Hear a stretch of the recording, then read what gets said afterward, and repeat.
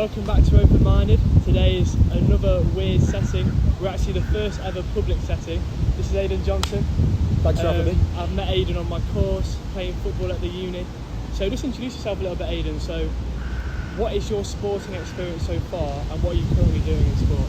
So my name's Aidan Johnson, I'm from North Wales and I'm a footballer. I've been a footballer all my life ever since I was 4 years old, and they got the indoor mats out and I decided I'd dive around a bit. So I'm a goalkeeper and I've been playing university football now. It's my third year now, and I've been captain both years, so I've had quite a bit of responsibility through that, and it's been a really enjoyable experience so far. So obviously I've seen it in the flesh, but why do you think you've been given those roles as captain? What is it about you that's put you in those positions? I feel like it's a bit of leadership, like, you know, I'm not afraid to get out there, not afraid to talk to people, not afraid to boss people around on the football pitch when needed to.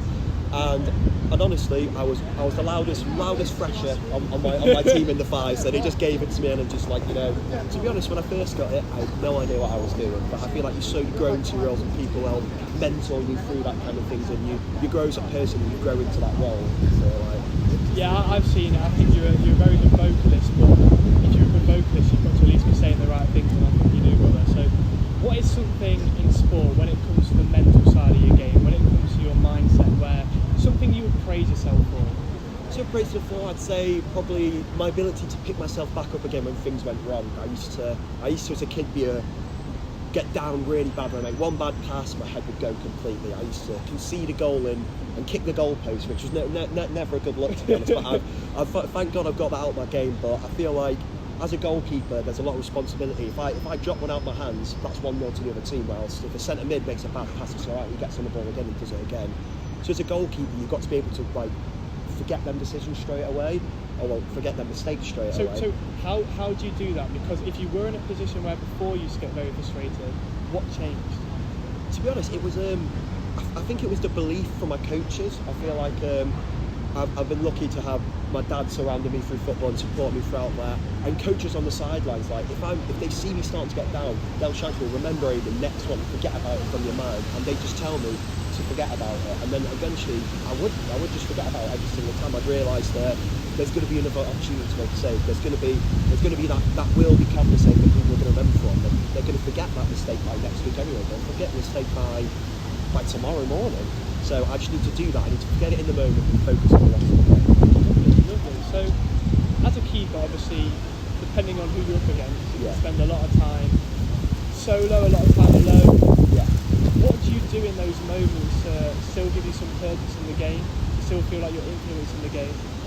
I feel like this is where being vocal comes into it a lot. Like, you know, to help me stay concentrated and help me feel like I am still in the game, is I'll shout to them, whether it's encouragement for the rest of the team, whether it's a shout for a player to get back into position, whether it's organised and say, "Get out, lads, sit back in." I feel like always speaking or always being alert, always concentrating like that helps you always have a purpose in that game, and helps when you are called into action finally, that you will be on it, you'll be sharp and ready. And it's always a good mindset to have. So what's something you would be more open to improving in your game? Something which you know maybe physically, mentally, anything which you feel like you could have worked on just a little bit this season?